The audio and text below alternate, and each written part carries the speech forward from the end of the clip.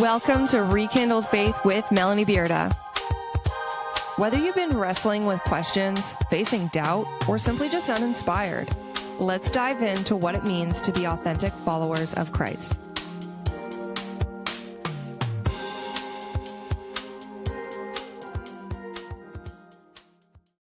Hello, listeners. My name is Melanie Bearda. I am the founder and the host of this podcast, and today we have with us a special guest by the name of Trevor Throness.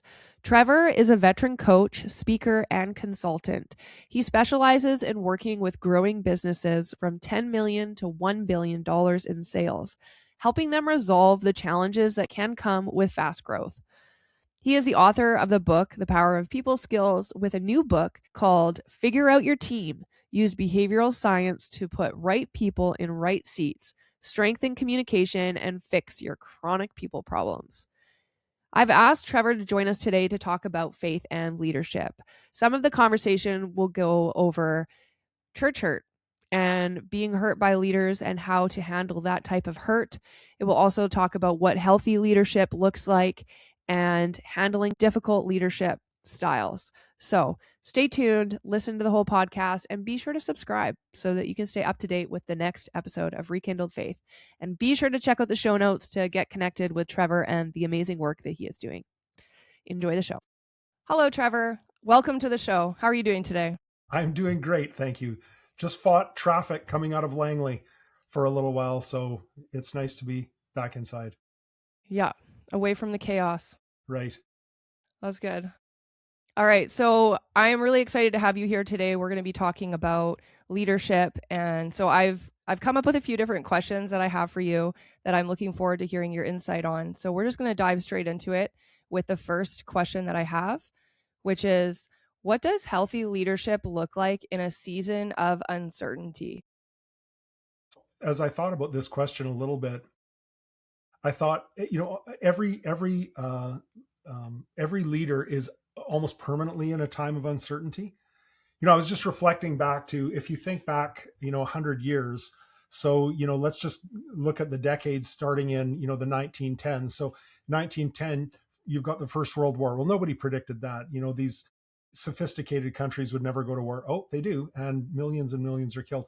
Then in the 1920s, you've got the Spanish flu, which, killed far more than COVID, like decamillions of people died in the Spanish flu. Then in the 1930s, you've got the Great Depression. Nobody predicted that. In the 40s, you've got World War II. In the 50s, you've got, Cold War, nuclear explosions, Korean War. In the 60s, you've got all the upset of, presidents assassinated and Martin Luther King assassinated and hippie movement and all that. In the 70s, you've got stagflation and huge economic stuff. In the 80s, you've got 20+% interest rates. You can just go on. In the 90s, you've got the Kuwait War. In the 2000s, you've got subprime, and I work with companies that are in fast growth. That's what I do in my life for my day job, although I'm involved a lot in nonprofits and church work for fun. But, I did all these SWOT analysis with all these companies, and none of them picked COVID. Like, nobody said, hey, we really need to guard against COVID. None of them picked tariffs. The company I was with this morning loses half of their bottom line every month to the US government in tariffs. Well, nobody predicted that. So I think it's normal to be in uncertainty. And I think one thing a good leader does is they let everybody know that, like, things are not certain. We go through these ups and downs. This is normal in life. It's normal to go through shocks and things that are painful and things that you haven't expected. So I think setting people up to understand that that is what life is. And what we do is we have the grit to get through it. And we understand that sometimes there's pain involved, but it makes us better people. And so I think expect that life is going to throw that at you. But since we're talking from a Christian perspective, I always think that those things are for our good. So as a Christian, I think, Romans 8:28, that all things work together for good for those who are called according to his purpose. So I'm going to face really hard things, but I'm not going to face anything that isn't good for me, because God has planned it for my good, even though it's hard and sometimes painful. So my thought is, expect it. We're sinful people living in a sinful world. And whether you're a believer or an unbeliever, we all live under common grace and a common curse. We all struggle with the same things, and so that's what I think about leadership uncertainty. It's just going to be there. I wonder what your thoughts are on the idea of fake it till you make it in regards to leadership. From my own experience, I've seen a lot of leaders that seem like, very calm. They've got it all figured out and stuff like that. But then I've also been in moments of leadership where I'm like, okay, I have to like act Right. as though I know what's going on, Yes. stay whatever. Well, I mean, there's imposter syndrome, and then sometimes there's just being an imposter, like I just don't know yet. I don't think there's any leader who doesn't feel a sense of I don't belong here and I'm an imposter. And I think, once you know everything and once you've figured it all out as a leader, now you're too old. Now nobody wants to listen to you anymore.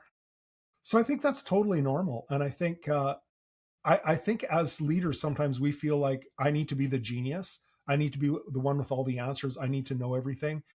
And I think when you open up to your team that, hey, I'm doing the best I can. I don't know everything. I'd like your input. You know more than I do about certain things. It's my job to, make decisions and make the final decision, but I don't have to be the genius. I'm not going to be the genius every time, and kind of let go of that expectation. I think you're going to be happier and better for it. Yeah, and I think the people that are being led by you too I think they're like, it goes a long way when somebody shows that they have honesty and integrity in their leadership, where they can admit when, hey, things aren't necessarily going according to plan, even asking other people, hey, what are your thoughts on this? Right. I think in my own life, when I've had leadership come alongside me and ask for my thoughts on things, it's just like that sense of responsibility, and that they recognize that I'm capable of also having thoughts on things. It's been really encouraging. Yeah. My watchword always is that people own what they help create. So if they're involved in the decision, they'll own it. If it just comes down from on high, they're less likely to buy into it and own it. So I want people to be able to have input, even if they disagree. That's fine. If they feel like, hey, I've had my say, I was listened to, it didn't go the direction I wanted. At least, I'm part of the decision process. So I think as leaders, we can let go of the idea that I have to be the genius. You're not the genius. You simply aren't. I have a leadership quiz that I go through, and one of the things is, are you open to admitting that you don't know everything? Because people tend to rally to you when you know that. They don't jump out with their knives and want to get rid of you. They understand that, yeah, I don't know everything either. So fair enough. We'll work it out together. Yes, we will. Okay, so my next question is, how should someone respond when they feel dismissed or overlooked by a church leader? So can you flesh that out a little bit to me, Melanie? Yeah, I think from my experience working with people that have experienced church hurt, there have often been times where people hold on to resentments where they felt dismissed or overlooked by somebody within church leadership, and they've held on to that. It's become an insecurity and a resentment that has only festered and grown, and honestly just kind of distorted their view of leadership in the church in general. So whether it's a leader that has just not followed through on something, or has been dishonest about something, or has shown favoritism to others, stuff like that. Well, I mean, I think if it's just dismissed, my first suggestion would be to ask yourself, is it my own ego and vanity that's been bruised? Like if someone didn't listen to me. As I mentioned, I do stuff with different churches and help with church leadership. And none of us are huge fans in Jesus' leadership style, which was, hey, I'm going to be a servant first. The last is first. I don't want that. Like I'm washing people's feet. That's not super attractive. I want to be the big dog. Or, Philippians 2, the kenosis, where Jesus emptied himself, taking on the form of a servant, didn't consider equality with God something to be grasped. And I think that sometimes my first thought is that ego, that someone didn't listen to me, and I'm super important here. Is anyone listening?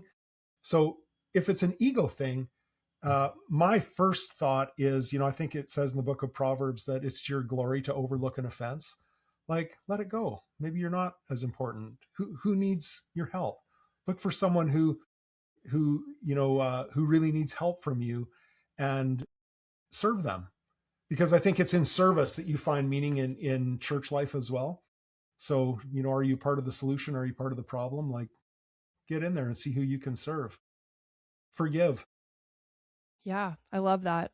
It's taking action instead of just standing back and observing with the intention of finding the things that you don't like, I think. Yeah, I'll just tell you, Melanie. So I'm an old dog. Okay. So I've been a part of a number of churches. So my dad was a pastor. So, a couple of churches there. I went to college. I was at different church there. I served overseas, different church. So I've been involved in, a fair number of different churches. And one thing they all have in common is they all have imperfect leadership. They all have things that irritate and bother me. All of them are flawed and have a whole mix of people who are hypocrites, including me, by the way. I'm the big hypocrite there too, because I don't live up to everything that I say I should. But all of them are imperfect because we're all sinful people trying to figure it out. So go in with that expectation that hey, we're just all sinners. It's not going to be like that on the other side in glory, but at the moment we're all sinners, and I am as big a sinner as anybody else. And so, I just go in having that expectation that it's just not going to be perfect. It's how can I have grace for other people? C.S. Lewis, I remember he talks about in Mere Christianity, he talks about the man with creaky boots that's irritating to me, but he's the church. Like, have grace for these people, learn to forgive and help when you can, and that sort of thing.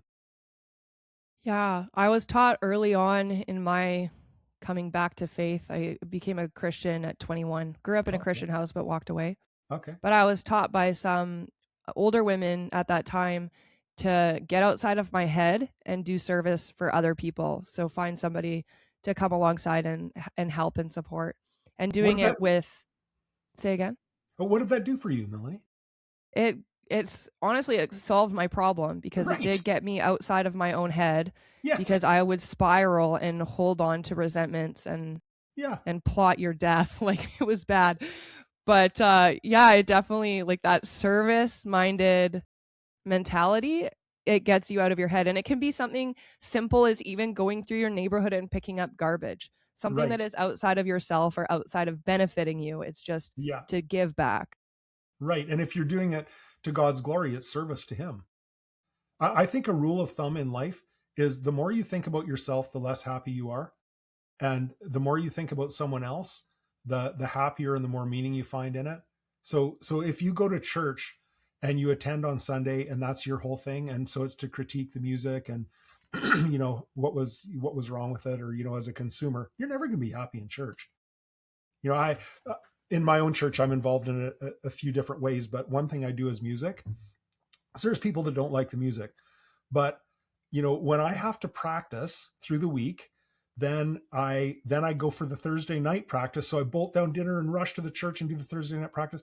Then I get there because we have to set up at 6:30 in the morning. We set up practice. We do 2 services. I'm out of there at 1. I've got a lot more grace for people who put time into doing music, because I'm part of it. Now I'm trying to solve, and I also get a bit of a view of this isn't super easy.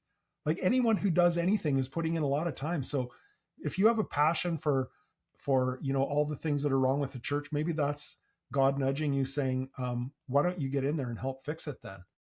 You don't like that, well, maybe you need to get in there, because maybe that's a passion for you to get in and start being part of the solution to that rather than just the critic. I agree with that. I've also thought a lot about the things that we are passionate about. If we notice something that's wrong or something that it just doesn't seem right, then maybe that's something that you're supposed to be doing. I've thought Right. a lot about that because we can get so riled up about things, and why aren't anybody else doing anything to help this problem? Like, somebody Right. should do something. Yeah, Well, somebody. why not you? Right. Yeah, and I think that's often the solution to the problem is just get in there and start helping. Get out of your head, Start doing. start doing. I love it. Okay, so my next question: How does our personality influence both how we lead and how we like to be led? Okay, so this is a bit of a big topic. So, not to be self serving, Melanie, but I just did have a book. I just wrote a book on this topic. So, it's called Figure Out Your Team. And I can't ever remember the title, but it's Use Behavioral Science to Put Right People in Right Seats, Strengthen Communication, Fix Your Chronic People Problems. But the idea is it's all about how do I understand personality and understand my personality and how it interacts with other people? And how do I learn to have grace for other people? So I'm not sure that I can break down the whole thing, but it's not a new idea to, to say that people are hardwired in different ways in terms of personality, and we all have different leadership preferences, how we do lead, and how we prefer to be led, and a lot of that is just in like how you're wired from birth. So, can you be a little bit more specific, Melanie? Is there a specific question in there, like without reading the whole book to you? Yeah. Yeah, I think from what I understand about the work that you do, you come alongside different companies that need some help. What I've loved hearing is about when you put somebody in the right seat, they will thrive. But oftentimes we could even see that somebody's really good at doing their job, and then so we'll try to promote them into something else, but Right, then they start to flounder and fall apart because right. that's not their sweet spot. So maybe just a little bit more sharing about that perspective. Yeah, so I think a good question to ask yourself is what are my natural encodings? So that's like strengths plus, but so I just finished a book by Jim Collins called What to Make of a Life, and he talked about John Glenn, who was an astronaut. So John Glenn, he tries the family business, doesn't go so well. Sports, not that great at it. Academics, he's so. And then he sits in the cockpit of a fighter jet, and it's like everything works. Other people are freaking out. He's cooling down. He just gets it. And it's like it's a natural encoding for him. And I think we all have those things that people compliment you about, things that you get in that job and you just feel like, I just have a sense that I'm better than other people at this. And when I do it, it makes me feel great or even magnificent. And I go home on top of the world when I've done this activity. And that's all related to your hardwiring, which you can figure out by taking a little assessment and, of course, reading my book. I make $2 every time, so I got to say that. But I think when you get into something you're naturally wired to do, you'll enjoy it. And I think as leaders, a big mistake we make is we say, "Well, you're not a details person. Don't you worry. If you hang around with me for 3 months, I will mentor you into being a details person." No, you won't. That's not how you're wired. I have presented personality like in the neighborhood of 1,500 times to thousands and thousands of people, and so this is like the brute force of reality. And I remember one time a guy came up to me, a young guy, and he said, "It's so interesting. I scored so low in the I call it the conscientious dimension, which is the detail. So there's four. Okay, there's dominance. I'm that dominant, pushy, aggressive, goal-oriented person. There's the inspiring, the verbal, chatty, ideas-oriented people person. Then there's the supportive, like, hey, I like to do my job and be in warm relationship with other people and be part of a team. And then there's the detail person, the conscientious. So anyway, this guy came up to me after, and he said, I actually thought that I was really stupid because I was working retail and I could never make my till balance. And my boss actually told me, you're just dumb. And then he said, then I took this thing and I realized my detail component to my personality is tiny. Like I don't have any of that, but I'm great in other things. So I think, find what you're naturally good at and contribute to the team in that way. And I think, we're all leaders because we all influence someone around us. And then there are people who have the natural spiritual gift of leadership where it's just like, hey, you're kind of born to do this. But we can all get better at being leaders for sure. Yeah, so good. You also wrote a book, The Power of People Skills. Right. You got that one there? Got that There you one, go. the power of people skills. Yeah, so I'm currently listening to that one on Okay. Audible, which Okay. I found very wonderful. Um, but yeah, and I think when we think about leadership too, the importance of being willing to look at your team and like kind of work with them, I guess, to see what position they're going to be strongest in, like even in like maybe more so for hiring. But I mean, I wonder how many people have ended up hating their jobs just because they were in the wrong position. I think so. DISC as a tool was started in 1928, and it gained popularity just for that reason, because they found that engagement surveys with employees was so low. It was really, really grim. So they said, I think part of the reason is that people are just doing things they're not naturally good at. So how can we try to funnel them into things that take advantage of their strengths and not set them up for failure? So I mean, I've got 4 kids, and that's a discussion we've had many times, is what are you naturally wired to do? Like, where should you be in this world? Because all of us have some of those natural wirings, and you just need to find your place, but they're there from birth. Yeah. It's something that I don't think we're in general taught about. I think that's true. And I think I've had many comments too of, wow, I would never have made that hire because I set that person up for failure. That person is an inspiring, they want to talk to people and they're ideas oriented and they dislike routine. And we have them working on a computer all day and they're going crazy. But in the interview, they were so nice. We thought, hey, what a fantastic person. Let's hire them. But they're not wired to do that job. Yeah. Yeah. Yeah, It's a big deal. it is. Okay, next question. How can understanding different leadership styles strengthen a church? Well, I think it's a lot of what we just spoke about, and putting people in right seats and taking advantage of people's natural areas of strength. So, if you are a supportive person and you like being one-on-one with people and you like working with small teams, well, then do that job. If you're a detail people, be involved in, organizing and doing structure and stuff like that. If you're an inspiring person, put them on the greeting team, have them wading into the congregation and taking names and, seeing new people. If you're a dominant, have them in their setting direction and driving goals. Like, we all have a place to play. I mean, Paul talks about the body of Christ. No part of the body is better than another. An eye is not better than a foot. They just play different roles. So I think, hey, find your role and find where you fit and contribute to the body of Christ. We all need each other. Yeah. I wonder if you would have any sort of wisdom for people that maybe are having difficulty with people, whether in leadership positions or even coworkers or people serving in ministry together, where there's that dominant personality that is always like very assertive, I guess, would that be the word, in Yes. how they lead? And then you have more of the quiet types, like I guess the supportive ones, which aren't as loud, but still have really great skills and ability to offer leadership. Well, everyone has blind spots. Whatever your personality type, everyone has a blind spot. So you've got strengths. So like you talked about that dominant person, well, they've got great strengths. They are driving towards results. They're goal oriented. They're directive. They're strong. Their weaknesses are they can be pushy. They can be bullying. They can be manipulative. They can be impatient. They can be insensitive to other people's feelings. So there's real strength with it, and there's real areas of weakness.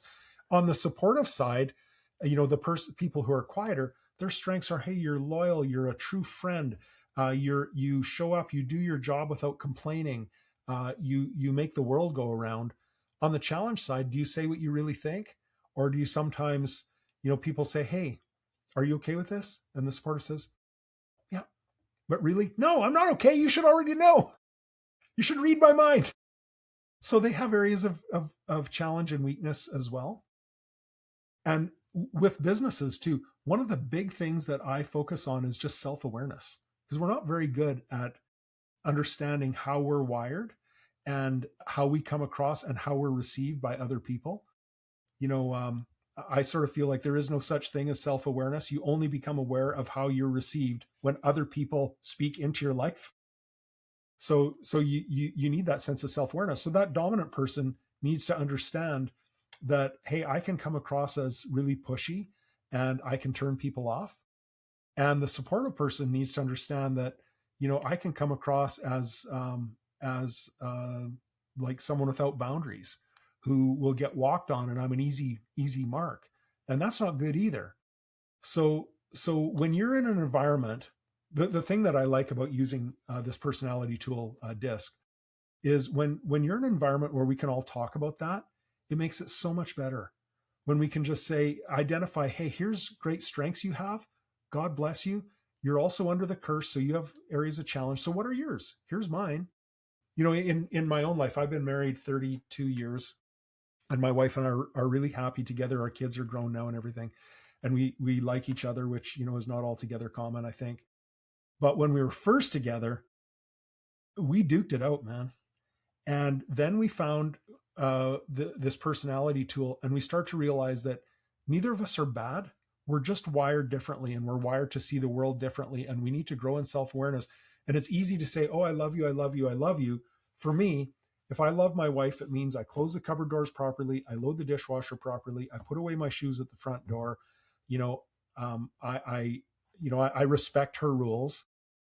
For her, to love me means, hey, when you lose your keys, I forgive you. And sometimes I have to, bite my tongue, and we're just going to go on the motorbike or something like that. But it's understanding each other and understanding our areas of strength and weakness. And I think that's a big deal. Yeah, that makes me think of compromising. Right. Like in a healthy way. Yeah, like a big part of it is in your life, if you're in a church or something like that, or anywhere, family or whatever, people are not going to change radically. If you're a real details person today and you're 30, when you're 80, you're not going to suddenly not care about details. Like, you're going to still be that same person. So I think a big part of it is, how do I show grace to other people? Like in the book of Proverbs, I can't quote chapter and verse, but it says, it is your glory to overlook an offense. So are you good at overlooking offenses and looking at your own self? Because you're the only person you can control. You can't control the behavior of any other human being in this world. You can only control yourself. Are you doing that? It's a good question to ask yourself. Yeah. And all of this even makes me think how to me, it feels very countercultural, because we live in a time where it's you do you and me, I'm going to build my empire and I'm going to conquer and I don't need a hero and all this stuff. So it's all very self-focused right now. Yeah. And maybe that's just the human condition. Yeah. We think about ourselves first. So yeah, that's not good. Yeah. I've been spending a lot of time in the book of Exodus right now with the wonderful Israelites wandering through the forest. What are you learning? That they're very impatient, that I relate to everything, and they just don't want to wait on the Lord, and how quickly we forget that God has provided so many different times, that he has remained faithful and loyal, and we just forget so quick. Like the next day we forget. Yeah. Well, I'm reading in Exodus 2, which is why I asked. And I couldn't help but think this time through,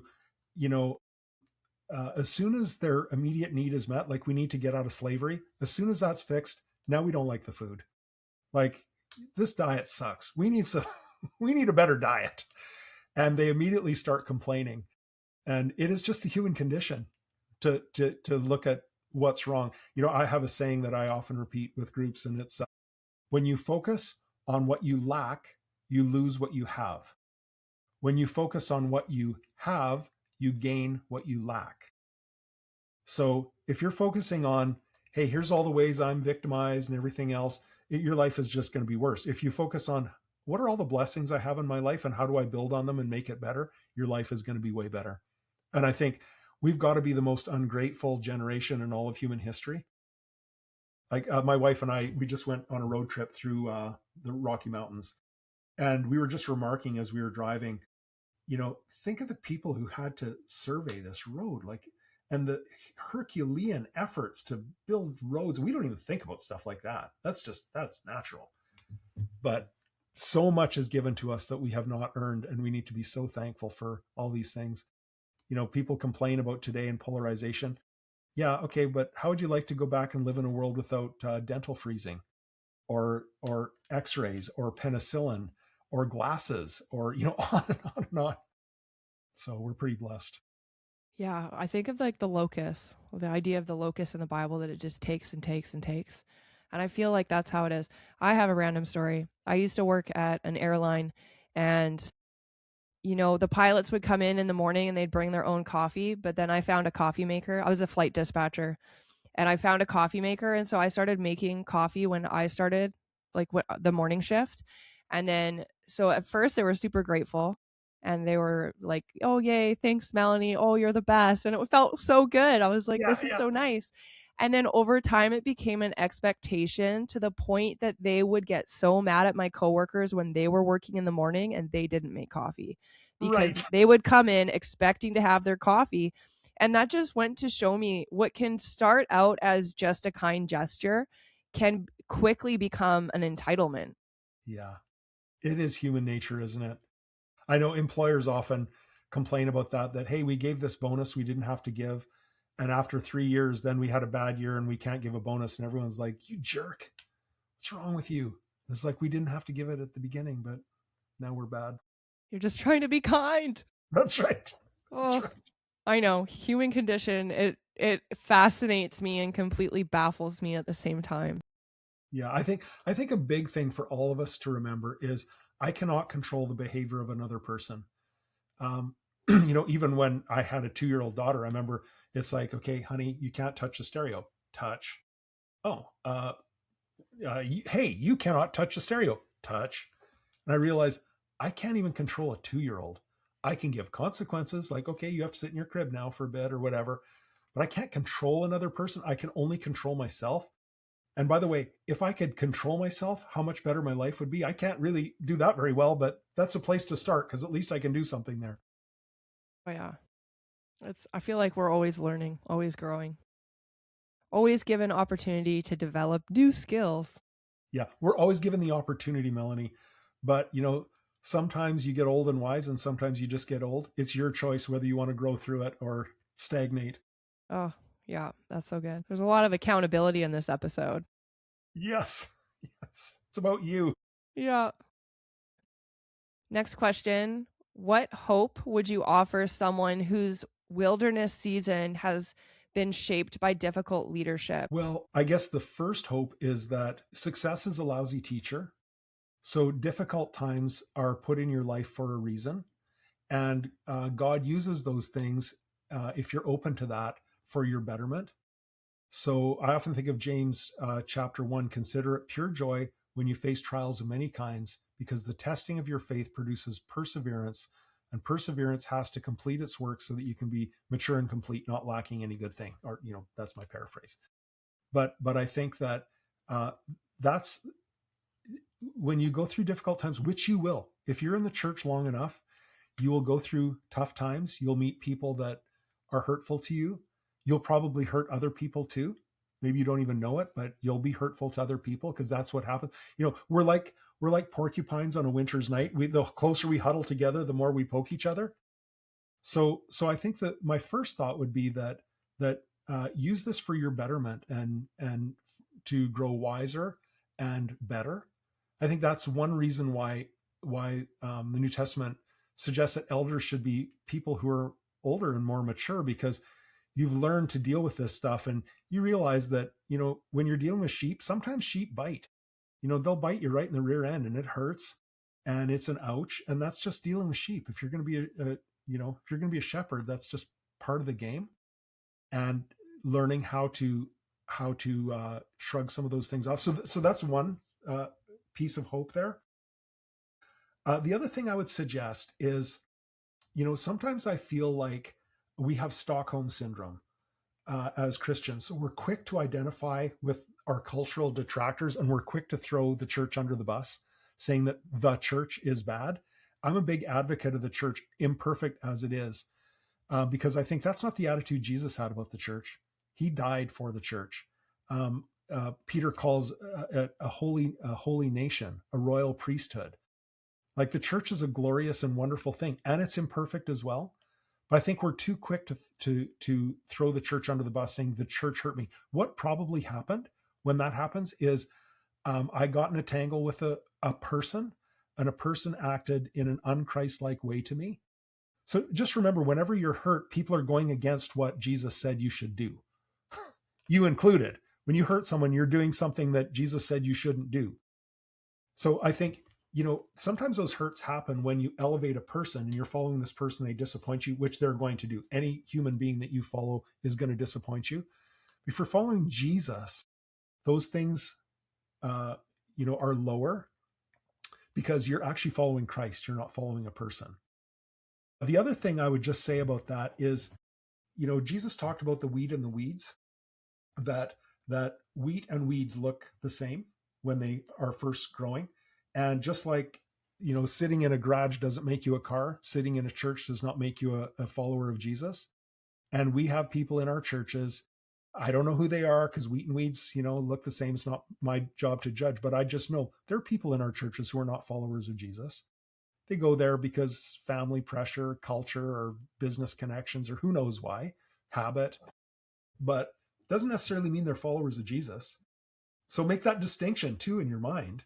So even if you could share a little bit more, like the wilderness season being for those of us that maybe are walking through a season of isolation where we feel set apart, but not in the happy way, but more so in the rejection area of feeling like you're not connected and not involved, which even in saying it again, I mean, we've talked a lot about taking ownership and going out and serving others.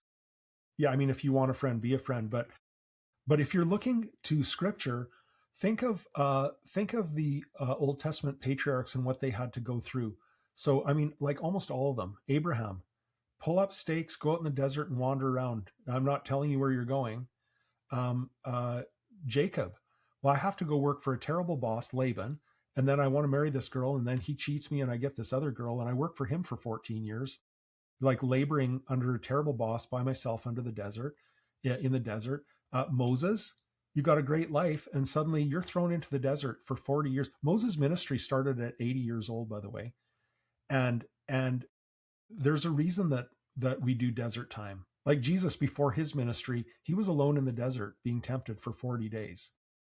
And I think that God uses those desert times in your life, if you're open to that, to focus your attention on him, to learn lessons that you don't learn when everything is going great. And I'll just say too, one of those lessons is forgiveness. And one time I did a session and I talked, and it was not to a believing crowd. And I said, sometimes you have to learn to forgive. And a lady actually threw her pen at me, and she said, that is terrible advice and everything. And I said, yeah, but okay, fine. But how many of us are controlled by people who are not even in our life anymore, or controlled by someone who's not even alive anymore? And sometimes you forgive, in a sense, in a selfish way, because bitterness is just drinking poison, hoping the other guy will die, and they don't even know. So I think, forgiveness isn't saying what you did didn't hurt. Forgiveness isn't saying what you did was okay. Forgiveness is saying, the first step in forgiveness is saying, I'm laying down my right to take revenge against you.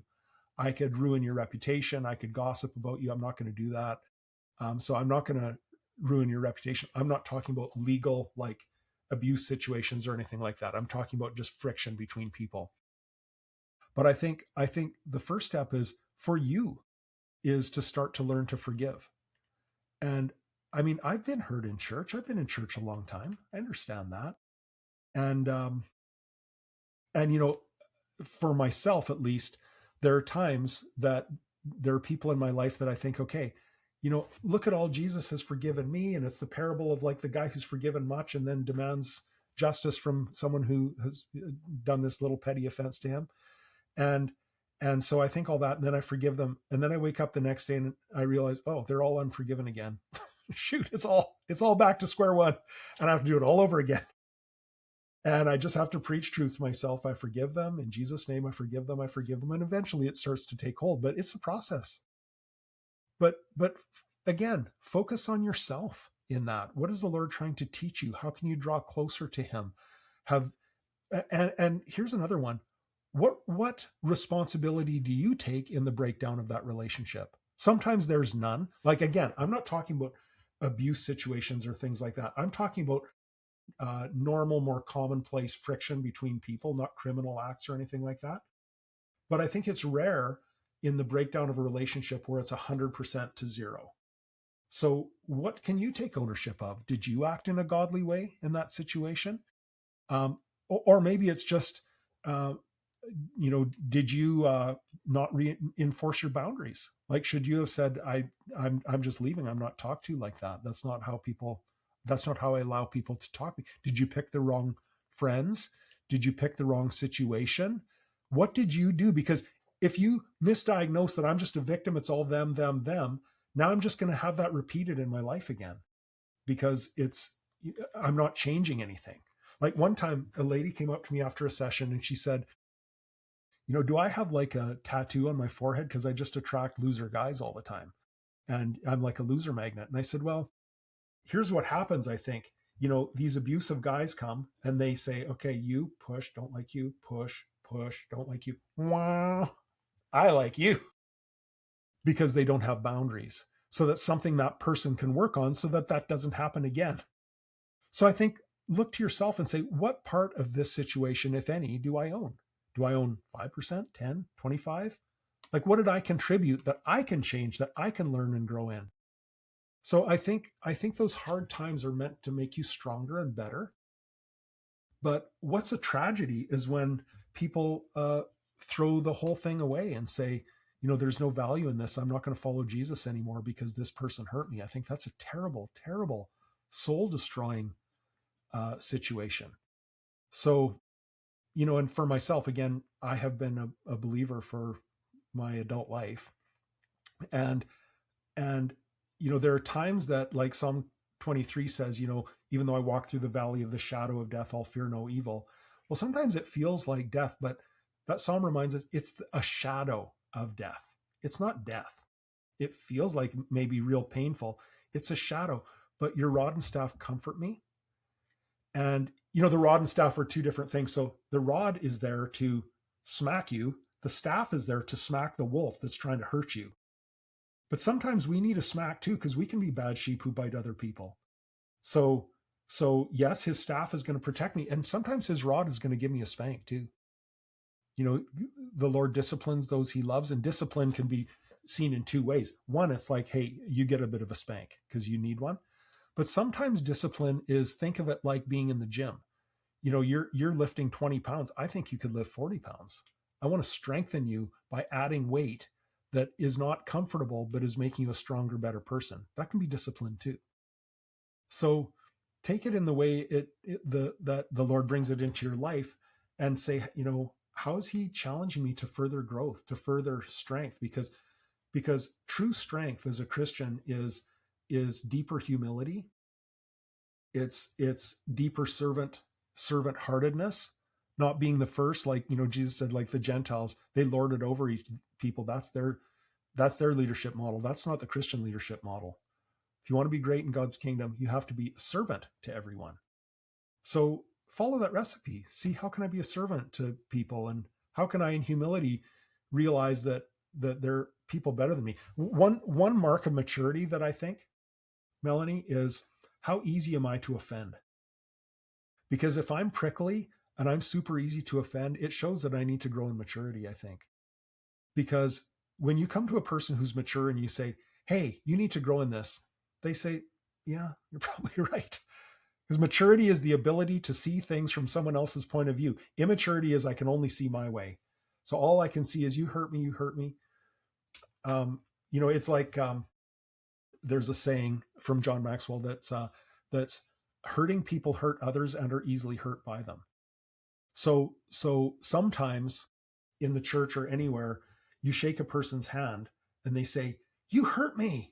But really, they just have a big splinter in their hand. Did you hurt them? Or did you touch a wound that is there that needs to be healed? So when I see someone who is unhappy, miserable, a jerk, I think to myself, yeah, they probably have a splinter and they're hurting because happy people don't act in that way. So again, it comes down to, what can you do about yourself? Jack Parr once said, life is an obstacle course and I'm the chief obstacle. Yeah, it's good. Being able to identify what areas in yourself are hindering or hurting you from being able to have a better relationship with the people around you. Yeah, but don't walk away from the faith.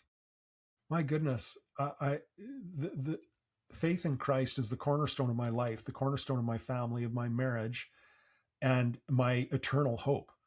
Because my eternal hope is that nothing in this earth is going to work right. Your marriage isn't going to work right. Your job's not going to work right. Your health, none of those things are going to work as they were designed to do.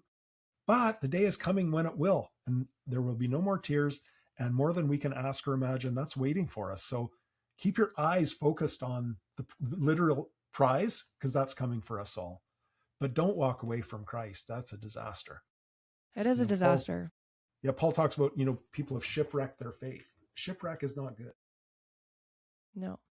Yeah, I grew up in the Christian church, and then I walked away, and I would have blamed people within the church for why I walked away. And when I look back over my life now, and I can honestly identify that I did not have a personal relationship with the Lord. I was not actively seeking him out. I was not reading my Bible. I was not going to church to be fed. I was going to church mostly because my parents told me, while I'm under their roof, I have to go to church, right? So right. I didn't have my own faith, and I blamed the church when I was going through difficulties and people didn't see me and didn't show compassion to me. And so like I had this expectation that others were just supposed to know that I was suffering, and they were supposed to fix it for me instead of me taking ownership and fixing it and pursuing Christ. Yeah. And I mean, a great question, not just for you, Melanie, but so are you seeing where people are hurting, and are you reaching out to them and and all that? Yeah. And that is something I did not have any awareness of when I was younger. What brought you back, Melanie? I ended up becoming an alcoholic, and I was getting into cocaine, and my life was falling apart. And I saw two paths in front of me. Either I was going to end up in Vancouver on East Hastings, because whatever, or I had to change everything. And so by the grace of God, like God, honestly, he met me in a moment where my spirit just broke, and I wept in my room, just like fell apart. And it was the presence of the Lord that washed over me in that moment and just offered me peace for the first time in my entire life. And so I didn't know where I was going or how I was going to get there, but I knew that I wasn't alone. And so I started to pursue the heart of Christ. And, I've had to go through the process of forgiving people, and learning how to be in relationship with people within the church, because for so many years I built up a wall around myself, trying to protect myself from people in the church. And I've made good friends, and I've chosen the not so good friends. And you have to like grieve those losses of choices made and all that stuff, and take ownership for my life. But honestly, like, I ended up in a women's recovery house, and they taught me how to go through the 12 steps of Alcoholics Anonymous, which identifies what resentments you're holding and what fears you have, and being able to break free from those by making amends to the people that you have the power to make amends to, and walking in hope and freedom in, they say, power greater than yourself. I say the Lord Jesus Christ. So Right. What an amazing story. Like, praise God. yeah. And you only need a couple of close in friends. Like, even when you think of Jesus, he had 12 disciples, but he had two that were really tight, that he spent most of his time with. And, even for myself, I met two guys in high school, and we email every single day. And one's on the opposite side of the continent, one's in the middle. I'm in Vancouver, and we email, and we often talk, and we meet occasionally. But like, you don't need 100 friends.